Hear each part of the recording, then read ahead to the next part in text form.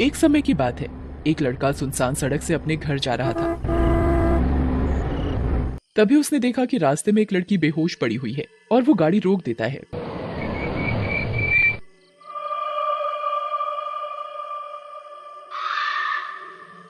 और उस लड़की के पास जाता है और वो लड़का वापस अपनी गाड़ी से पानी लेकर आता है। वो उस लड़की के मुंह पर पानी के छींटे मारता है और उस लड़की को होश आ जाता है। आप कौन है? मेरा नाम ऋषभ है और मैं अपने घर जा रहा था, तो आप मुझे यहाँ रास्ते में बेहोश पड़ी हुई मिली। हाँ हाँ, मैं अब ठीक हूँ। मेरा नाम निशा है। मैं अपने घर जा रही थी और मैं रास्ते में गिर पड़ी। मुझे कुछ पता नहीं। चलो मैं आपको आपके घर छोड़ देता हूँ। जी मैं चली जाऊंगी। देखो रात बहुत हो चुकी है और रास्ता भी ठीक नहीं है और तुम्हारी तबीयत ठीक नहीं लग रही है। तुम मेरे साथ मेरे घर चलो। निशा उसके साथ चल देती है। ऋषभ घर पहुंचकर, निशा, ये है मेरा घर और ये मेरी माँ है। माँ, ये निशा है और ये मेरी छोटी बहन सपना है। बेटा ये तूने अच्छा किया जो इसे घर ले आया। वहाँ रास्ते में पता नहीं इसके साथ क्या होता। माँ निशा से पूछती है, तुम्हारे घर में और कौन कौन है?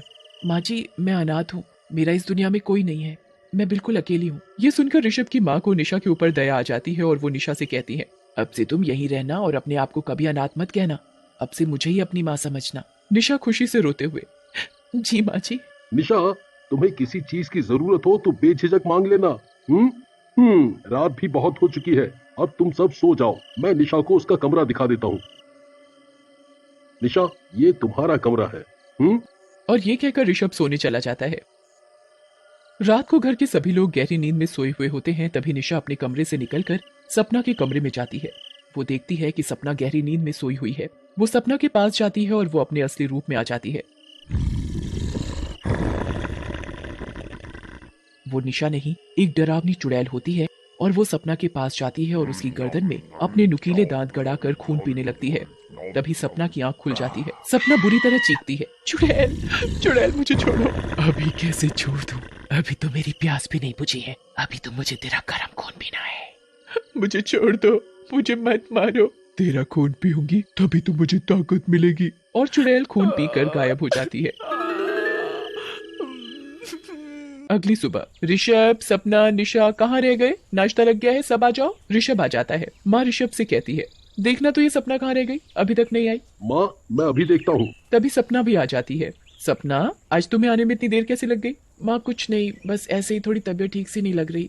सपना मन ही मन सोचती है कि रात वाली बात माँ को बता देती हूँ, पर कोई भी मेरी बात का यकीन नहीं करेगी और सपना किसी से कुछ नहीं कहती। तभी, सपना तुम इतनी कमजोर सी कैसे लग रही हो? और ये तुम्हारी गर्दन पर निशान कैसा?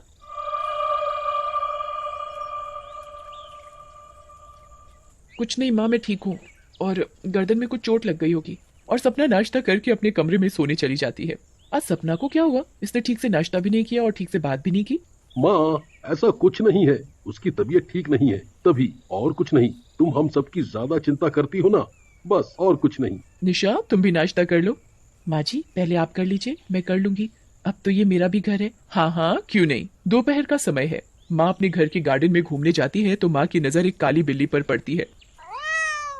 बिल्ली माँ को देखकर उसके आगे पीछे घूमने लगती है। माँ बिल्ली को बड़े प्यार से अपने पास बुलाती है, पूसी पूसी। और बिल्ली भी माँ के पैर चाटने लगती है। माँ बिल्ली को घर में ले आती है और निशा को आवाज लगाती है, निशा जरा इधर तो आना, देखो ये बिल्ली कितनी भूखी लगती है। अरे माँ जी ये बिल्ली आपको कहाँ से मिल गई? अरे मुझे ये गार्डन में मिली, मैंने इसका नाम पूसी रखा है। अच्छा है ना?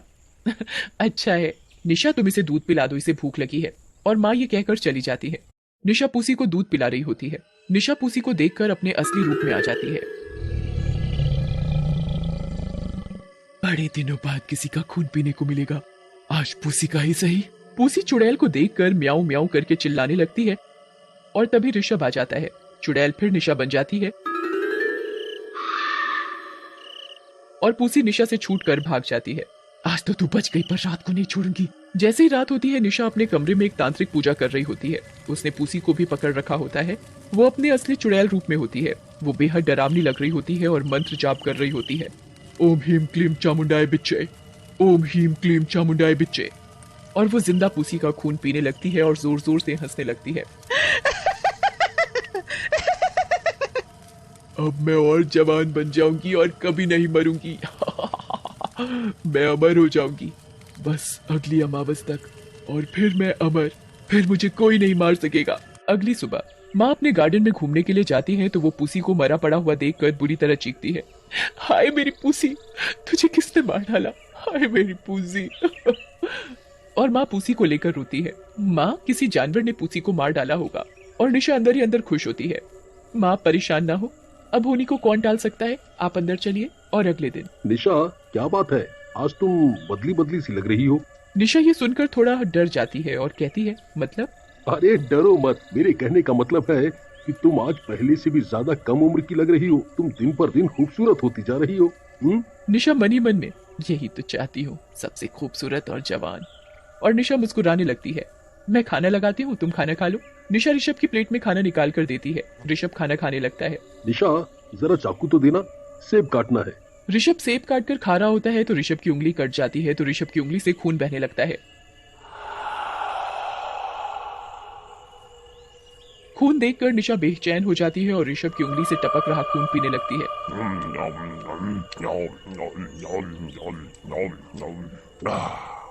निशा, मुझे कुछ नहीं हुआ, मैं ठीक हूँ। और अपनी उंगली निशा से छुड़ा लेता है। ऋषभ निशा की यह हरकत देखकर उसे बहुत अजीब लगता है। ये निशा को क्या हुआ, कितना अजीब सा बर्ताव कर रही थी। और जैसे ही रात होती है निशा को बेचैनी होने लगती है। निशा अपने कमरे में जाकर फिर तांत्रिक पूजा करने लगती है। ओम ह्रीम क्लीम चामुंडाय बिच्चे, ओम ह्रीम क्लीम चामुंडाय बिच्चे। निशा जब पूजा कर रही होती है तभी ऋषभ की माँ पानी पीने के लिए रसोई में जाती है। अरे, इतनी रात में निशा के कमरे की लाइट कैसे जल रही है? और माँ निशा के कमरे के पास जाती है तो माँ की आंखें फटी की फटी रह जाती हैं। माँ देखती है कि निशा तांत्रिक पूजा कर रही है और वो निशा से चुड़ैल में बदल जाती है। वो खून से भरा एक लोटा उठाती है और पीने लगती है। ये सारा नजारा देखकर माँ की चीख निकल जाती है। चुड़ैल माँ को देख लेती है और माँ का गला पकड़ लेती है। मैं तुझे नहीं छोड़ूंगी, तूने मुझे देख लिया, अब मैं तेरा गर्म खून पीऊंगी। मुझे जाने दे, मैंने तो तुझे अपने घर में रहने के लिए जगह दी और तू मुझे मारना चाहती है। मुझे रहने के लिए घर की जरूरत थी और तेरे घर से अच्छी जगह मुझे और कहाँ मिल सकती थी। और चुड़ैल माँ को गर्दन से कसकर पकड़ लेती है। मर गई रे, छोड़ मुझे, अरे छोड़ मुझे। अपनी माँ की आवाज सुनकर ऋषभ और सपना आ जाते हैं। माँ को चुड़ैल के हाथों में पकड़ा देख सपना तांत्रिक बाबा को लेने चली जाती है। चुड़ैल, छोड़ मेरी माँ को। अभी तो मुझे गर्म खून पीना है, कैसे छोड़ दूं बुढ़िया को? पहले इसका खून पी लूं, फिर तेरा पीऊंगी। छोड़ मेरी माँ को, मुझे तो तेरे ऊपर पहले ही शक था, अब तेरा खेल खत्म। चुड़ैल अपना लंबा हाथ करके ऋषभ को भी पकड़ लेती है। तभी सपना अपने साथ एक तांत्रिक बाबा को लेकर आती है और कहती है, मुझे तो तेरे बारे में सब पहले से ही पता था। अब देख, मैं तांत्रिक बाबा को लेकर आई हूँ, अब तेरा ये खेल खत्म। तांत्रिक बाबा अपने हाथ में लोटे से पानी लेकर मंत्र पढ़ने लगता है और चुड़ैल पर फेंकता है। जैसे ही मंत्र पढ़ा हुआ पानी चुड़ैल पर पड़ता है, चुड़ैल ऋषभ और माँ को छोड़ देती है। ए तांत्रिक, तू मारेगा मुझे, हट जा मेरे रास्ते से, नहीं तो मैं तेरा खून पीकर तुझे भी मार डालूंगी। तू मेरा कुछ नहीं बिगाड़ सकती, ये ले। तांत्रिक अपनी शक्तियों द्वारा त्रिशूल चुड़ैल के पेट में गाड़ देता है और चुड़ैल राग बनकर हवा में उड़ जाती है।